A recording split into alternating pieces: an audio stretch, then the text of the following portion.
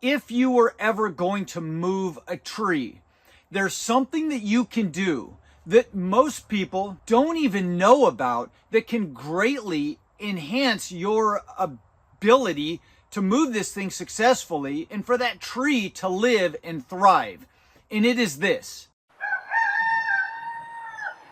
So yesterday I posted a video about moving my wife's lace leaf Japanese maple tree, and I thought I would come back here today and we'll just do a little talk it out session with you guys and explain the right way to move any live tree that is planted in the ground and well established. So if you haven't seen that video yet, go click on the link in the description and you can go check that out. Now, it was a fun video and that's why I did it. So a little backstory quickly. Some of you who haven't been here for a while don't realize I'm trying to go through the process of building a home, and I have literally 4 days to clear an entire area, just the whole lot behind my house, so that I can get the Darren back over here with his excavator on Sunday and he can dig out the foundation, and then the foundation guys are coming next week. So this is happening fast. I didn't have a lot of time. I grabbed the excavator partly because it was just fun, and I dug that maple up and moved it. But to be real honest with you, that's not how you would properly move such a fine, outstanding plant. So let's go into what you would do, some real tips and tricks that can help you guys to move your plants if you need to at some point in the future on your property. If you were ever going to move a tree, there's something that you can do that most people, I wouldn't say most people, but a lot of people don't even know about that can greatly enhance your ability to move this thing successfully and for that tree to live and thrive. And it is this: root prune the tree the year before you're going to move it. Now, that takes a little bit of planning ahead, and you have to know that you're going to be moving this thing and where you're going to be moving it to and all that good stuff. But if I had come out to that maple tree, I would say not right now. It's wintertime here in the Northern Hemisphere. It's March, almost the middle of March. But if I were to last March or April, before the spring and summer and all that begin, if I would have come out here last year and just taken a simple spade by hand and gone around the outside edge of the tree, just stuff it in the ground as deep as I can get it, a foot or however deep your spade is, and severed all the roots around that tree, then just leave it. So you still got bottom roots coming down that you're not even affecting. What that does is it severs all those roots. It essentially root prunes, and then new hair-like fine root structures will form even denser inside of that zone that you've root pruned. And what that does is it sets that tree up to be able to be moved the following year much more, I don't want to say successfully, because this is going to be a success. If you saw that video, it's going to work, but it would stress the plant a lot less and set you up for just an easier transplant. You wouldn't have to prune so much off the top, and it's just the right way to do it. You come in a year ahead of time, you root prune around the tree, and it will grow all that heavier, denser root structure within that root zone that you pruned around while the tree's still in the ground. It's still got lots of roots underneath that you haven't affected. So it's still fairly intact at the root zone. You're just encouraging it to grow a denser root structure closer to the tree. The other advantage that this will create is it will create a root ball. Instead of having a situation like me where I got scraggly roots going everywhere that I have to prune back, you've already done that job. So then a year later, right now, when you go to dig that tree up, it's already going to be in a nice tighter root ball because of that denser root structure. And it's going to be easier to dig up by hand and move. So that's the secret. And it's a big one because a lot of people, like I said, just don't know about it. Come in the year before and root prune. Now, how far out from the tree or the plant do I want to do this root pruning?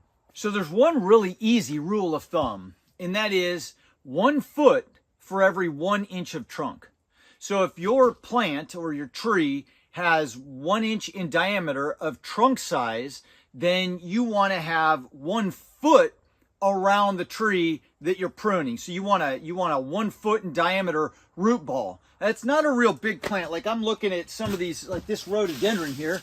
That's about 1 inch in diameter. I don't know if you can see that, but that's about 1 inch in diameter there, right at the base. And this root ball is about 1 foot. And so that's the rule of thumb you want to go by. If your tree is 2 inches wide, then you want 2 foot in diameter total around the tree. So it'll end up being 1 foot from the trunk on this side, 1 foot from the trunk on this side. And that's going to give you the safest, best bet for developing a nice, healthy root ball in there so that you can transplant it the following year. When it comes time to digging this thing up, you generally want a flat spade. You want to get in there around the area that you root pruned, and you want to dig away from the roots. You don't want to dig into the roots. You want to dig away from the roots, outside that ring that you developed the previous year. Then you want to start digging down and kind of creating a root ball, and you can get that spade under there finally and break those bottom roots and then pop it up. Now, depending on your soil, there's different things you can do from there. Our soil tends to hold together fairly well. Sometimes it can be a little crumbly, but if you're in an area that's got a lot of sand in it and the soil is going to fall away from the root ball, then you probably want to be more gentle in propping that plant up, stuffing some burlap or something underneath it, and ball and burlapping it, where you wrap burlap around the root ball, tie it up real good, and then you've got it all contained. In my area, my soil's it's sticky enough that when I pull it up in the method I'm telling you, it will create a nice root ball that will generally stay together. So if I'm just moving at a short distance, I could put it up on, a pallet or on my tractor somehow and just move it and replant it. And if you do the root pruning the year before, you're going to have a nice solid root ball that is going to hang on to all that soil. Now, the next thing you want to consider is I've just severed a big portion of the roots away from this plant now that I finally pulled it up out of the ground in the year that I'm moving it. So I've got this root ball and I've pulled it out of the ground, but there's still a lot of roots left behind. But I've got all this top growth, and we're just about to head into spring, and it's going to be growing new growth on all of those branches. So that smaller root ball has to support all of that top growth.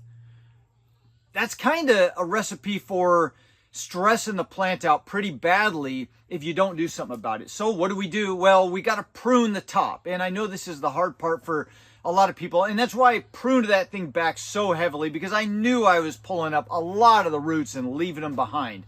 So you've got to prune back a lot of that top growth.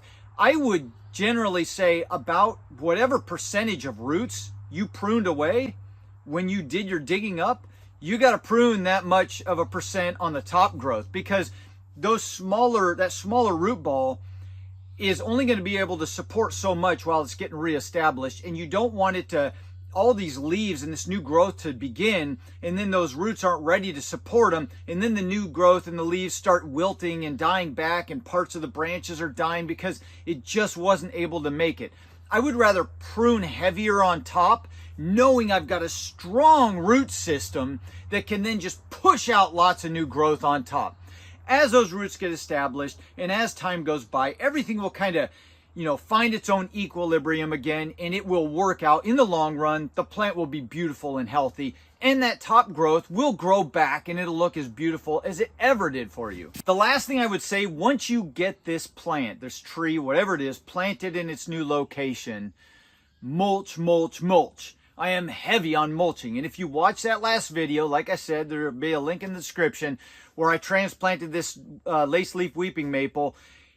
I dumped a ton of mulch over top of it once I got it planted. I am heavy on mulching because what that does is it just protects the surface roots and the surface of the soil from the beaten sun or from the heat and from evaporation, and it holds a lot of moisture down at that root level so that it's got plenty of moisture just to grow nice new roots. It doesn't get stressed. It doesn't dry out. The soil around it's not going to dry out. It just protects everything, and it keeps the roots cool. The other thing the mulch does, if you use an organic mulch, and when I say organic, I don't mean, chemical free. I mean organic as in living materials like barks or wood chips or things like that. If you use a material that will break down leaves over time, that mulch will also feed those roots over the years to come.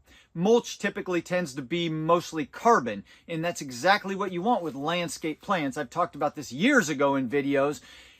For landscape plants, not vegetable gardening, but for landscape plants and even fruit trees, you want the carbon-based mulches because it will invite more fungus to the show, and then that fungus will break down the carbon and create a more acidic environment, and the landscape plants and the trees and the longer lived plants like that acidic soil and do much better in it. So the mulch will feed the roots over time. It's going to take a few years, but it will feed them over time while protecting them in the meantime. So that's it. That's all I've got for you today. I hope you guys learned something from this one. If you did, hit that like button, subscribe if you want to follow along and see how this home build turns out. Have a fantastic week, and I'll see you in the next video. Adios.